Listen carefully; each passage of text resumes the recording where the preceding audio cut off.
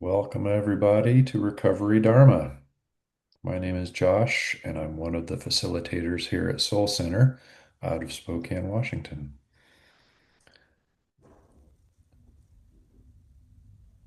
We're all on Zoom today, so I'm going to go ahead and invite my bowl to sing as we welcome us everybody into the meeting.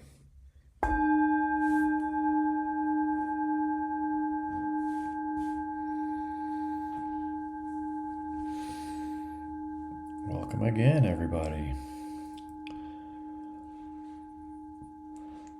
For this month of May, we've been exploring the topic of curiosity and the first step along the Noble Eightfold Path, which is traditionally recognized as wise view or wise understanding. And as I've been pondering wise view, wise understanding, all the wise steps of the Noble Eightfold Path, my brain kind of did a little verbal gymnastics on me. Um, and in my head, the Y's shifted from WISE to WHYS. And I started thinking about why, which really tied in great with our topic of curiosity. Um, I make assumptions why all of you come to this room. And I know the whys, those whys that bring me here. Um, and it's quite likely that I'm wrong in my assumptions about why all of you are here, what your whys are, but I might have a vague idea. And as somebody who came to Buddhism with this practice, I'm not educated Buddhist practitioner. I approached recovery Dharma coming from a 12-step background, looking for a recovery program that suited my belief system and personality. And I hit the bullseye when I stumbled across Soul Center here. And I've been here now for about 4.5 years. Um, and thinking about why I'm here, this path that I'm on is a path that I share with a lot of people. And at the same time, it's my path. Um, all of us together here in this room, we're walking this path. We won't always be on the exact same path together. And I was thinking about, how many other paths like that are there in my life? When I exercise or go to the gym, I am on the same path as an Olympic gold medalist. At 55 years old with a fake knee and a couple shoulder injuries, I don't really think I'll be getting any medals anytime soon, but I'm sharing that path. Same with, I've got a couple guitars right off camera here in my room, and I can play part of a ton of songs.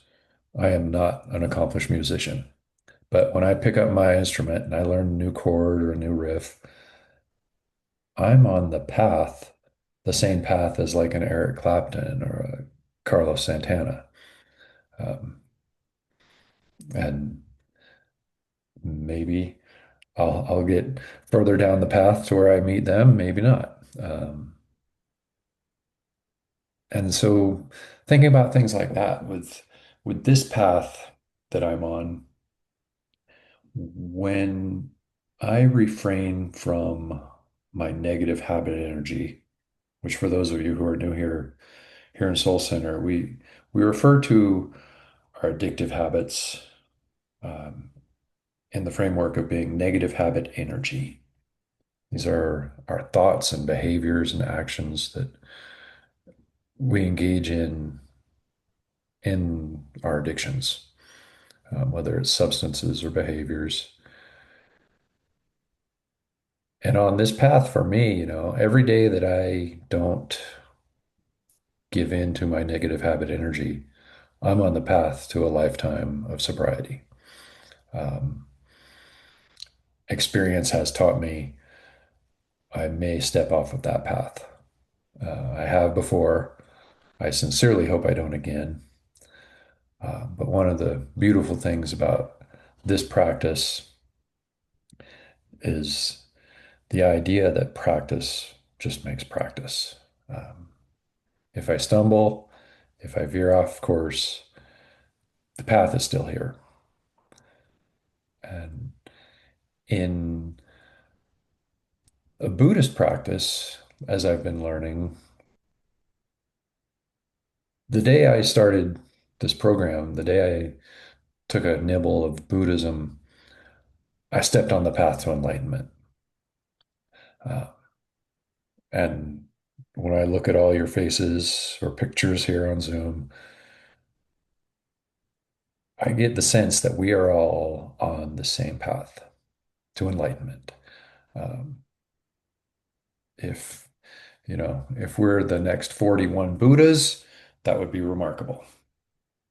But just being able to travel on this path together, learning as I go, learning from you, hopefully sharing some of my experiences, um,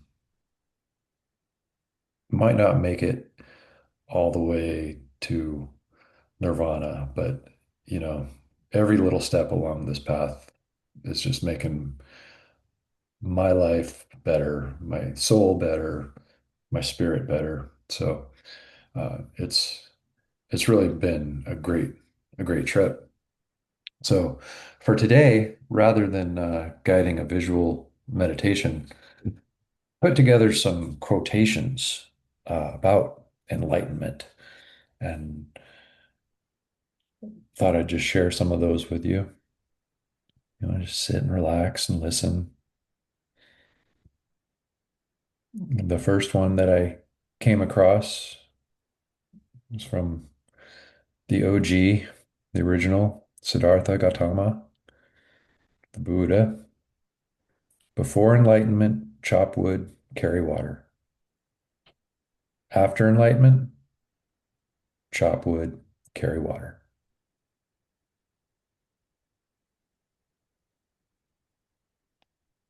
The 13th century Japanese monk Dojin Zenji said, "To study the self is to forget the self. To forget the self is to be enlightened by all things."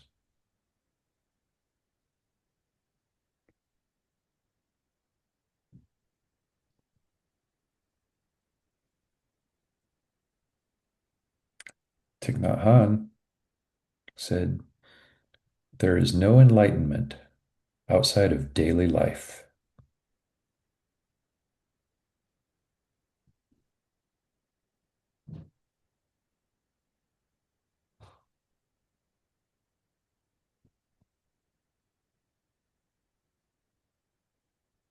A quote from the Dalai Lama: "If you want others to be happy, practice compassion.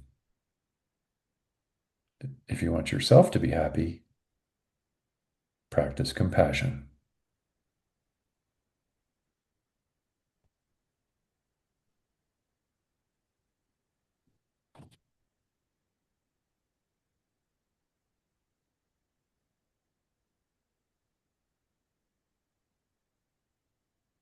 From Pema Chodron, enlightenment is not somewhere else. It is seeing things as they are and staying with them.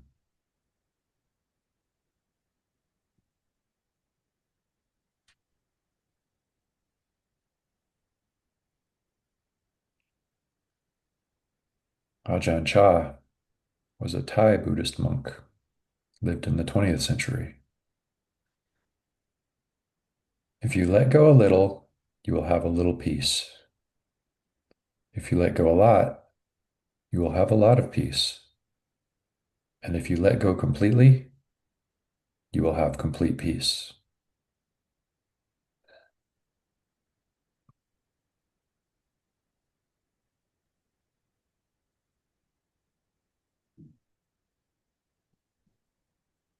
In the book, The Wisdom of the Lotus Sutra,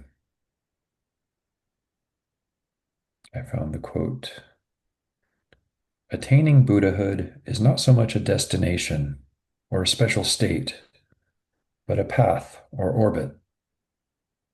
To firmly establish ourselves in this orbit, to attain Buddhahood, means to solidify in our lives a spirit of yearning for the happiness of oneself and others, and to continuously take constructive action with that spirit.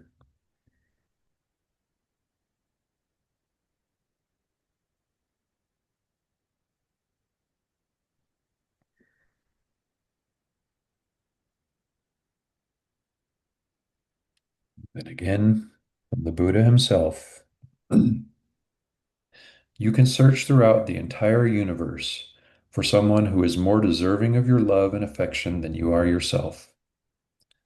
And that person is not to be found anywhere. You yourself, as much as anybody in the entire universe, deserve your love and affection.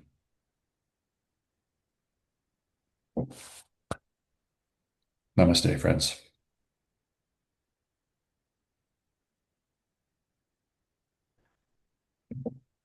I'd like to go ahead and offer a dedication of merit.